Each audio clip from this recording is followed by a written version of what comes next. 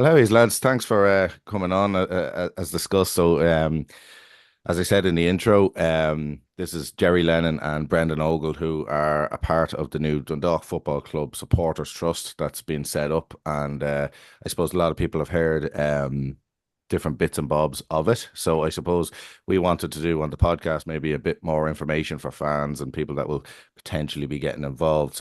I'll start with yourself, Gerry.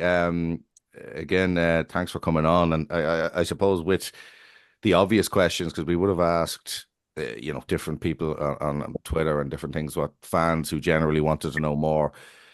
And a lot of it actually was very basic in the sense of, I suppose, what is the trust and I suppose who's involved, because not many people really know what the background of it is and the future. But if you wanted to even start with that for people to say kind of what it is and who's involved. Thanks, Craig, and good to be back on with you. Okay, the trust idea has been floating around for years, in fact, and there was previously a trust set up which was more linked into the club, probably 12 or 13 years ago, I think. People like Dean Arrowsmith and that was involved in that. But all this obviously came to a head 6 weeks ago, or whatever it was, when Ryan Ainscough released a statement indicating that the trouble's in serious trouble. Um, Everywhere I went around town, was meeting people. It's awful. We can't do anything. Why can't something be done? This sort of stuff.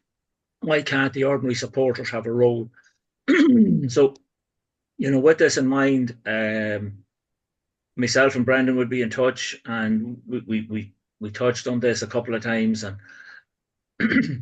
we decided, even when a new owner would come in, which we hope will happen, or maybe the existing owner will take control completely. But we said this still needs to be done. This is something that needs to be in place so that supporters can can say that they tried or they're involved in trying to keep the club stable. So, the trust is going to be based around a limited company model, limited company under guarantee, which that will provide protection for both the members and the funding, and that everything will be accountable and transparent from day one. That's the plan. The people involved, you did ask me, and I know there's been a bit of this. We reached out to people that had already, been saying the same sort of thing. What can be done? Can we help in some way? So, for example, Tony O'Kane was one of the first people involved, a former chairman of the club, and long time, obviously, supporter. Tony McBride, who has a very well established accountancy firm in town. Tony, he was another person who was concerned. Tony had long history back to the supporters club, etc. But he also decided it was time to do something, and he has been instrumental in getting the company set up. So we between, just as I said, really just networking out then to a number of the other sort of people we have, and just sticking on the accountancy side of it. Paddy Malone is one of the people who sat in with us. John McCardle, another accountant. Donald Sweeney is in the background. He wasn't able to go to the meeting, but he's there. So I'm just trying to run them round in my head who was around. Jimmy and Stephen Neary, two extraordinary good volunteers around Oriel Park. Cormac Gartlin. I hope I'm not missing anything. Brendan's brother John, obviously, is part of it. My own son David. Another guy called Shamey McGowan, who's another big fan. So we try to canvass, a wide ground. Frank Carlin, of course, was with us as well. And as part of that, I reached out to the Shedside Army, who love them or hate them, they're an integral part of what happens Yeah. around Oriel Park and the atmosphere and everything else. And there's a good group of them there. And I asked them to send a few reps because obviously it would be the more people we had getting this message, the better. So Rachel Carey came along. I'm sure you're familiar with Rachel. Okay. Francis Riley and Conor McKenna were the three people. So as I say, Derek Pepper was also another one who we sounded out and came in. And I hope I'm not missing any. I'm just going to have a quick look at the at my notes here, if you don't mind, just to remind myself in case that I Well, I don't think want to. having a list like that again, like for me, I run a small business, and one of the things and the fears that everybody kind of had was, and with other things and stuff, it was always in no way disrespectful to any, as you said, kind of volunteerism and stuff. But I think the fact that you have proper accountants on board, finance guys, and I think as we've seen over the last few weeks, months, years, really, finance is really the issue. And I think to have guys to understand the processes. I didn't know Rachel was involved. She's brilliant. She's the secretary of the Fine Gael branch in Louth as well. Like, so she's I've dealt with Rachel on many an occasion. So um Yeah, she's and very good. just She's very good. I did overlook two people. Just that's my memory. Rory O'Muraku was also on board, Yeah. and Kieran Lennon, another friend of Brendan's there. And look, that's what we did. We sort of reached out to people who were just basic ordinary fans, if you like, not necessarily, you know, multimillionaires or anything like that. Yeah. And we wanted, it was a sounding board was really what we wanted. We wanted to know, was this were we right in our thinking in going with this, because it's a big commitment. Yeah. It takes a lot of effort.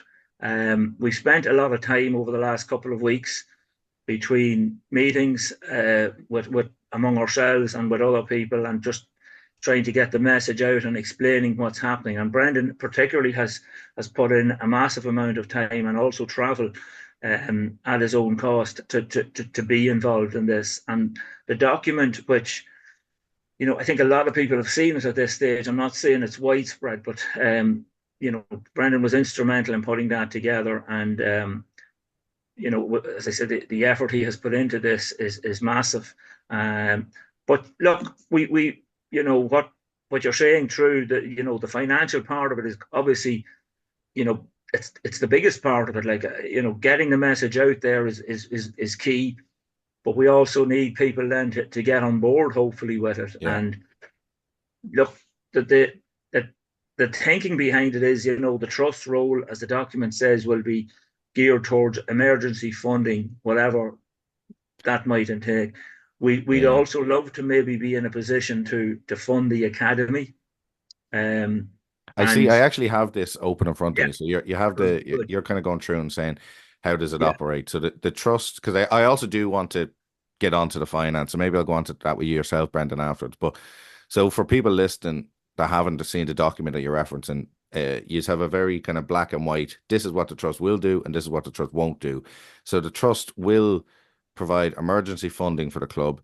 They plan to maintain the academy. They plan to meet expenses, leveraging trust assets to ensure proper running of our football club and future ground development.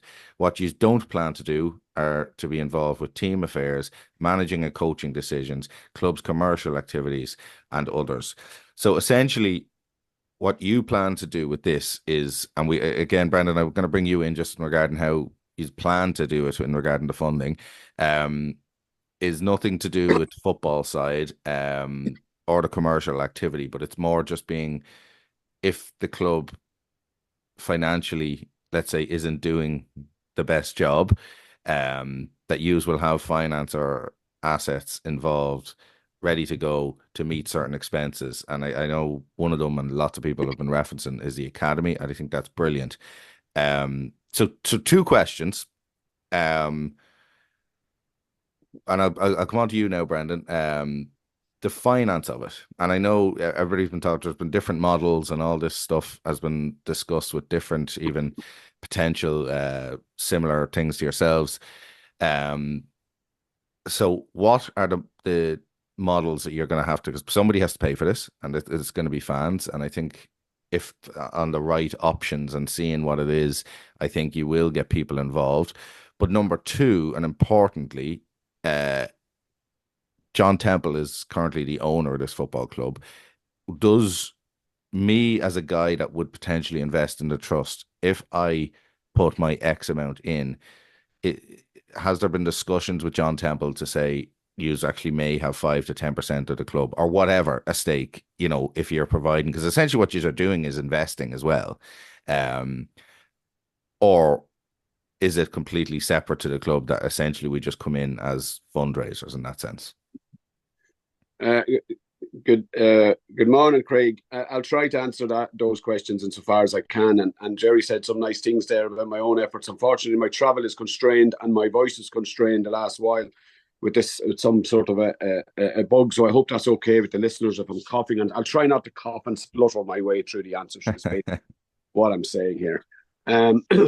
First of all, yeah, so you have a proposal there. And the first thing to stress is that in terms of the funding, it's a proposal. All the setting something new up, there's this chicken and egg thing.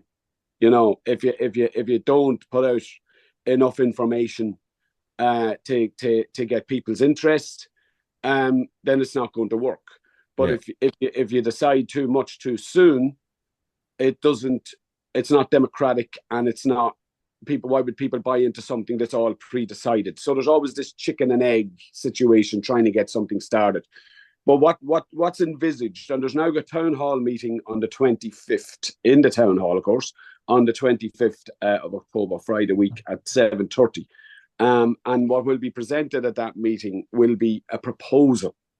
It will only become real when people who are currently pledging money to the trust pay that money, thereby becoming members. But the proposal element is that the trust aims to raise between 500,000 and €1 million perpetually, year one and every year thereafterwards. And it aims to do so by having a number of ways people can contribute, and what is proposed, but as I say, it will be adapted and changed as members decide. But what is currently proposed is that people can donate upfront €1,000, or they can donate €10 a week, which would come to €520, or €5 a week, which would come to €260 per annum. Okay. And regardless of the level of donation, Yeah. each of those donors or households or businesses, because it could be any of the above, will become an equal voting member of the trust. So it's not about really, the more you put in, the more say you get. It's the opposite to that. It's a flat one vote per member voting structure. And we envisage, and we're very encouraged because we're only starting. We haven't got the socials even up yet. But the website's been developed. As Gerry says, it's been registered as a limited company. The people that they've put their work into it, and Gerry has listed some of them there, are all doing this for nothing. They're all doing it voluntarily. And we're very encouraged by the pledges that we've got. They're ahead of where we thought we would be as of right now. So then that's what we hope to do. And you've listed, in fairness to you, Craig, what those monies would be intended for. They'd be intended to be a fourth revenue stream, if you like, which would be available to the football club. And when I say fourth revenue streams, there's three revenue streams as I see it at the moment available to the football club. There's tickets and gate money. There's the commercial side. And then there's money that is drawing in through the FAI, licensing bodies, grants, that sort of thing. So there's a whole lot of things the football club have to do. It's clearly struggling badly for quite some time now to do them. Yeah. So the idea of the trust is that it would be an available fourth revenue stream. to help with some of the things the football club need to do. Now, in terms of our relationship with the owners then, and this is kind of what's different and what's unique, I think, this time. It's envisaged that this would be absolutely independent of this or any future owner. And the independence of the trust from the football club is the key. The idea is that the trusts, the townspeople, the people in Dundalk and the wider catchment area would join the trust, and the trust would act as a sort of a guardian angel sort of thing for the club in good times and bad. And as owners come and go, and we're on our fourth owner now in 4 years, as owners come and go, the trust would always be there. Yeah. And the trust would be the townspeople, and I think I mean everybody. I just don't mean the people who go to Oriel Park. I mean the people who want Dundalk Football Club to survive. And we're fighting for survival, really. I think that people don't understand how close the club is, actually. So what would be envisaged here is that the trust would then make those monies available to the football club in exchange for one thing, just one thing. And that thing is good governance. And that's what's missing. That's the missing. That's the missing chip. What's missing is good governance and awareness by people of what's going on in the club. That there would be a board, that there would be meetings, there would be minutes, there would be accounts. That unless the club was being propped, wages would be paid. Like, how low do we have to go? We have workers in this football club working for nothing. It's a scandal. Yeah. So again, And as I said to you earlier, we can't stand over that. The townspeople can't stand over that. But you're dead right. So you're dead right to have this desire, and you're right. The fact that people are going into work for no money at times, and many of the other negative things that have happened through bad governance and management has been appalling. However, again, to be slight devil's advocate, so you say all you want is good governance. But like, again, I'll bring it back to, like, people always reference like the FAI. The FAI keep getting grant money and stuff, and you hear this is being messed up, this because they just get it, essentially. They'll apply, they get it, but there's really no management on it. So you get your £500,000 and you want to put it into the academy or do whatever it is, potential future buildings of Oriel Park as well, which would be amazing. But who's to say that the guys like don't just think, oh, listen, we don't have to worry about that. Let the lads just sort that. And like, again, they won't get the money then, Craig. Well, then that's, I suppose, I'd like, and me as a potential investor, if that's the term that you'd want to put, like, I'd want to know, like, how do we know this? Like, are you going to have a signed off? The reason why the trust has been set up as a legal entity and a limited company, the reason for that is to give it the ability to ensure legally that whatever it hands money over for is delivered by the football club. And that if the football club fail to deliver, that the trust just doesn't give them the money. Now, I fail, and this is kind of where I think we need to get people really asking themselves this question. Just imagine any one of the three of us owned this football club for a moment. Yeah. Lord forbid. Just imagine for a moment. And just imagine there's this thing over there which has available 500,000 euros, say. We'll say 500,000 euros. I just can't understand or imagine any well-motivated owner not being 100% welcoming of the fact that there is a professional, legal, funded trust which is offering to give it, the owner, €500,000 a year. I can understand how there might be poorly motivated owners, and unfortunately it appears there's been a few of them down through the years. I can understand how there might be poorly motivated owners who wouldn't want anything to do with the trust, but guess what? the trust wouldn't want anything to do with them either. This is about, well-motivated people. And the town, I think the town of Dundalk, like no other town in Ireland, has a draw for its football club. Yeah. But we're at a situation now where it has never been closer to going out of business. I don't think we've ever had a situation where the players weren't paid before. In all the crises we had. I'm sure we have, to be fair. But not to this extent, Craig. 1 week out of 5. I don't think so. Yeah. I don't think so. The finances. So you want to raise 500 grand a year. And two quick things about this that I can see. Okay, so 500 grand to $1 million. 2 million. Okay, but let's say minimum 5. Okay, but just for the figures point of view, so $500,000 on the tenner a week is 960 members, and that's not getting. I'm sure you get a few of the €1,000 pledges, which would be amazing. You also have the €5 pledge. Okay, but I'm whoever I am. So I like the one vote one.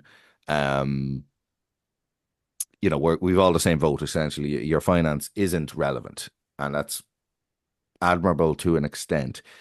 But why would I, and maybe you haven't gone through all these, why would I give you £1,000 up front, bar philanthropy, if you get me, if I just have it, over give you €5 per week if I'm doing the exact same thing? That's the easiest question so far, because you have it and you want to save the football club. Simple as that. Okay, well, that's fair. That's fair. And I think the tenner a week is probably your middle option. Will always probably get you the most sign-ups and stuff. So that's 960 people. Craig, I wouldn't assume any of this. We have pledges of way over €1,000 from people at the moment. Oh, Individual. Okay, sorry. I suppose I'm trying to put my head into the average man, and I'm sure right now the pledges are amazing, and it's brilliant to hear that. By the way, it is brilliant to hear that. But I think I'm probably thinking more long term, in that sense. But the other option, or the other discussion point, even, I'm sure, as you are well aware, the supporters club have pulled together something similar. Now, I'm not looking your thoughts on that, but what I would say is, what people, again, when we put up stuff on Twitter and different people got back to us, I suppose what people want is aligned thinking. So whatever you think of or don't think of, the supporters club have a base. They have members, paid up members. They have a potential in with the club as well. So whether it's similar or not similar, people aren't maybe able to differentiate. Some people aren't able to differentiate. And I suppose I just wanted to ask you guys, even I'll come to you, Gerry, now, like your thoughts that there is potentially a few of these, rather than how about we all kind of come together collectively. And I don't know if you have relationships with these guys or not. I don't know. But what I'm saying is, a lot of the messages that we got that fans are just pointing out is that they would prefer to have just one, and whatever it is, everybody's involved. We all jump on the bandwagon. We're all trying to get this $500,000 in, because as far as I'm aware, it was very similar figures, etc. Anyway, so I just wanted to see what your thoughts on potential aligned thinking in general. Yeah, and I would agree, Craig, that there really only should be one trust or one similar model. And the original proposal was being put together to be part of a 1903 plan, and but then the committee of the 1903 met with the current owner, and he asked them to give him time for, I'm not sure for what exactly, but we felt we would be afraid of that, because when John Temple came in, his first statement was that the club was still in peril, that everything was very bleak, and that there was really nothing that would indicate that we were out of, I think he said himself, or far from out of the woods. So while we appreciated that the committee had met him and had made a decision to row in with what he wanted. That's fine. But we said, look, we're going to go and we're going to at least put the foundations or pull up the scaffolding for this thing and see can we have it there in case, because we weren't convinced that everything was going to be all right. And we're always dealing with a time constraint here, Craig, as you know, because while this season is dragging to unfortunately to a long close, and we look like inevitably we're going to end up in the first division, there's still a possible miracle out there, but I don't think too many people would be that faithful. The other side of it is that as soon as the season finishes in 3 weeks, we'd have to start looking at the following season. Yeah. And you're not just looking at next February when games start to happen or whatever it is. All the planning and all the work has to be squeezed in between effectively the 1st of November and the end of January. When that includes having, the licensing all in place and everything good, which it's quite debatable that we will meet the criteria for that. So anyway, come back to your original question. Look, we decided we didn't want to take time. The owner, as I say, seemed to be looking to get it. Now he's 4 weeks in situ. We haven't, and I think yourself and James alluded to this last week. Yeah, you can't really get a statement. He hasn't come out and really said anything since those first days. So we don't know. He told us there was going to be a new board put in place within weeks, and that he would be examining the viability of the club at the end of the season. So he may decide that it's not viable. Yeah. And yeah. So at that point, having waited potentially for 3 months or whatever, whenever he decides, it could be too late to put something like this together, because it does take time to draw something like this, all into one plan. It's not simple. Setting up companies and arranging all the detail, websites and bank accounts, all that stuff. You can't do it in 3 days. So it's this is why we had that fear that we don't know. Now it may turn around that the current owner will suddenly find investment or find a way, and that's great. And then if he's willing to engage with us, and we already have a funding model available, then yeah, sure, great. We can talk to him. So as Brendan said, it's really down to the people. It doesn't matter if it's John Temple with 10 million in the bank, or it's somebody else with 20 million or only maybe 1 million in the bank, or maybe not even that. It doesn't matter. We should be doing this. We've been, to an extent, we've been the laughing stock of the league in recent times, because with all the success and all the money that came in, here we are out, begging for this is two years in a row. So, and we've had great times, we've had great memories, and I'm going back a lot longer than both of you, unfortunately, but that's it. I've been very lucky to have, seen great success right through the 70s, 80s, 90s. There's always been something good happening. And then obviously we hit a bit of a low in the 2000s. But we bounced back, and we got back up and got into the Division 1 again. So, but we then had probably the greatest era of all in the past 10 years. Yeah. And we sort of sat on our hands and we said, this is great. And there's always seems to have been, as Brendan describes him, a Santa Claus has come along around Christmas and bailed us out every time there was a bit of an issue.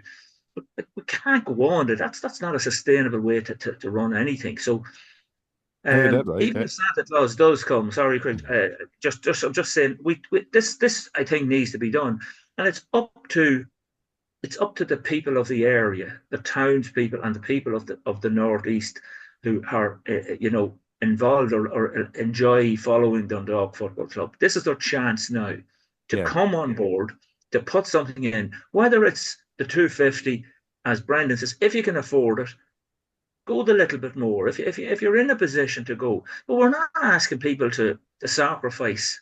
We don't want them to do without the food or the medicine or Yeah. whatever else. We're not that. If you can't afford it, totally, Yeah, that's great. absolutely. You can support the club in another way. You can support us in another way, because it may well be draws of some other fundraising events. So look, it's just a chance, and the potential of it is huge, because if we get on board, we don't have a target. The more the merrier, the more the better. But like, if you could imagine, if we got enough people, if we got thousands to come on board, we could obviously then, when you'd have more of the work done, if we were in with the club, you could look at maybe bringing the scales down, bring the subscriptions back down to even to get everybody subscribing the same figure. Yeah. Ultimately, if you had enough people, that would be fantastic. As that's what's done in European clubs. People just are paying the same, quite a low figure in some respects, but that's that's, I would think is the aspiration, that we wouldn't be asking people to throw in 1,000 a year. And this is the other thing, Craig. This isn't just a one of, oh, we're collecting a bit of money this year. People have to get it in their heads that this is going to have to continue. It's perpetual, because and if you can afford 1,000 this year, you mightn't next year. Fine, drop down to the 500, drop down to the 250, whatever works for you. But please come and get involved, and don't be saying in another 2, 3, even 10 years, why didn't we do something? Why didn't we get together? So that's how I feel about it. No, and I think it's admirable, and I think again, one of the things in my head, from just in business and stuff, I do think them 2, 3, 4, 5 years and stuff, and I think if you have that in your head, that this is kind of the amount of members we need, this is how we're going to distribute the money, and it's a long-term thing. And I suppose a lot of people, as you're probably aware yourselves, like a lot of these things have kind of been tried and not been professional. So what I will say to you is I know you are doing your meeting on the 25th of October. Not a lot of people kind of probably would have known. There was a lot of kind of, who's this? What is it?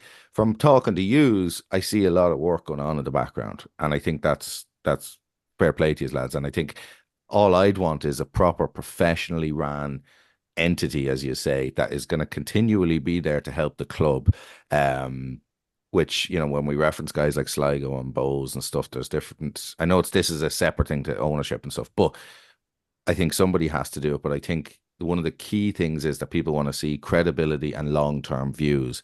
And I think in time, obviously, you'll be able to have different ideas, different wanting fundraising things to happen for X, Y, and Z. But I think as a start, I think it sounds good. I think the finances can, come together. As you said, this year, you said you have a few pledges that are kind of nicer amounts, let's say, and that mightn't happen every year. That's the only part I was getting at that, Brendan. That wasn't a thing that people don't.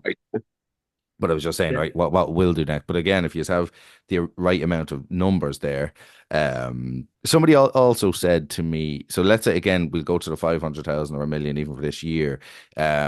The ownership, it clearly is probably firefighting right now in the sense of debt. Is any of this funding, do you plan to put towards any of the actual debt of the club, or is it completely separate to keep things running, if that makes sense? Not a single cent. Not a single cent. Okay. Not a single cent is envisaged to go in to current debt. Okay.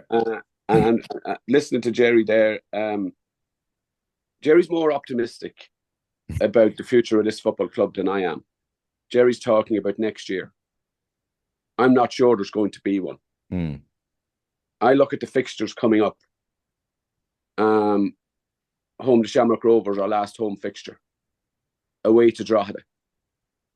And this is what keeps me awake at night.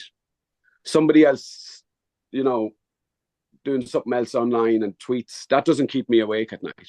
What keeps me awake at night is the home match against Shamrock Rovers going to be the last home match of this football club? Or is our last match going to be away to Drogheda in a relegation battle, effectively, that we lost to our local rivals?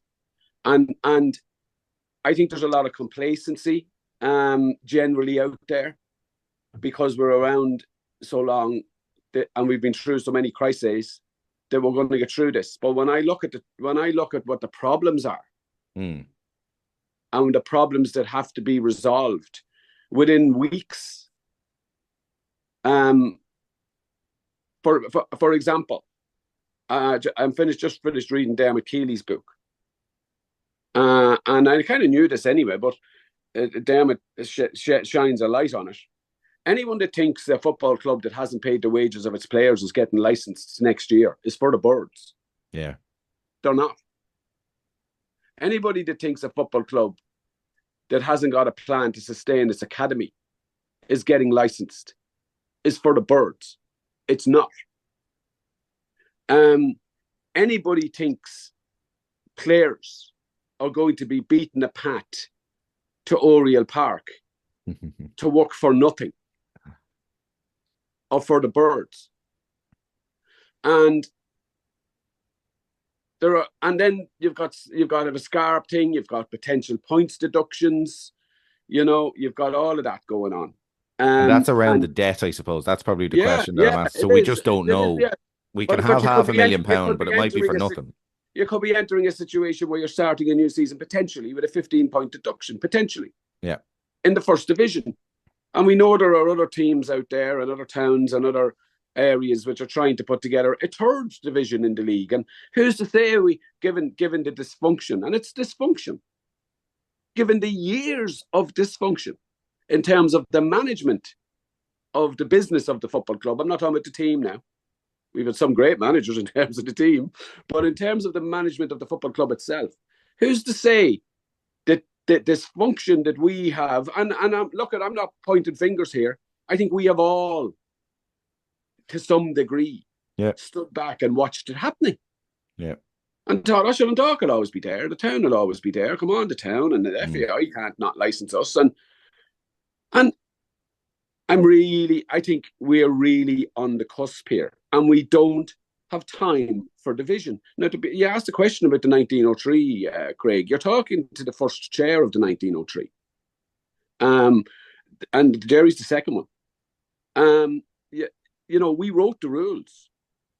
We started the club and got the AGM to adopt the rules, the objectives, and the fact of the matter is, the supporters club is really well structured and doing really great work in the last few weeks, particularly sustaining the academy. But a supporters club is not structured, and we know because we wrote the structures, to do what the trust needs to do. It needs to come together. Yeah. The supporters club support, and it's the same people. The idea that there are people people off there in something called the 1903, which I'm a proud member of myself, and the trust is some. The people that we're dealing with in the trust are all in the 1903. Yeah. So there is no. And look, there's been plays written and Brendan Behan and poems and stories about the Irish and dividing, and the first thing we do is have the split and all of that. I'm not feeding any of that. Let's not feed all of that. The town hall is the place to be next Friday night at 7:30. Yeah, that's the place for people. Just to get off Twitter. Stop stirring it up on Twitter.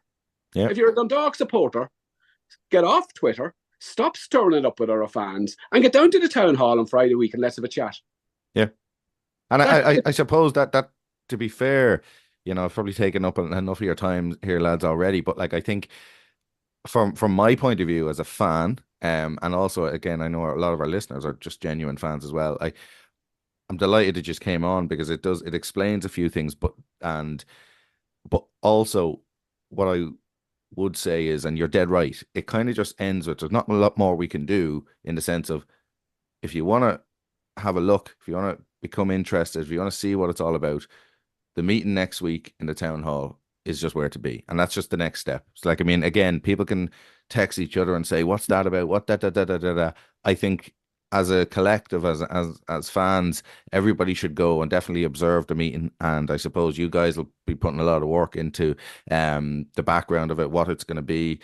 And I assume it's not only, you're not going to be sitting here by just listening to me ask you questions. I think fans will have their hands up and they'll probably give you a better reflection on questions than even I could. But I do think you're dead right. The next step here is not worrying about things on Twitter, not texting each other, which we all are. We all are. But I think it's the next step. And I think you're right, Gerry, to say that, like, it's gone on too long now. So something just has to happen. And I think, to be fair to you, a lot of the people that you've referenced, I know, business people and stuff, I think they're smart guys. They'll be able to look at the finances of it, that's impressive to me. So just the feasibility of it is what was always scaring me. But I think we can definitely kind of leave here today. But I wanted to thank you for coming on, having your say. And as I said, if everybody can get down now next week to the town hall, that's what, the 25th of October, 7 p.m. 7:30, Craig. 7:30, sorry. And as I said, then we can all kind of have it out then. And again, I'm sure you boys will be able to answer any questions that any fan and potential investor into the trust will have. Well, that's great, Craig, and thanks very much. And anytime you want a bit of a word with any of us, I'm sure we'll be able to provide somebody, hopefully. And just what I forgot to say at the beginning is congratulations on your recent wedding, I believe. Thank you. Thanks for not inviting us. But look, the very best of health to yourself and your wife, and Thanks a million, Gerry. good luck in the future. You're a gentleman. Thanks a million, lads. And thanks, Craig. Sorry for the spluttering. Thanks very much. Mind yourselves. Thanks a million, boys. All right. Thanks, Craig. Bye-bye.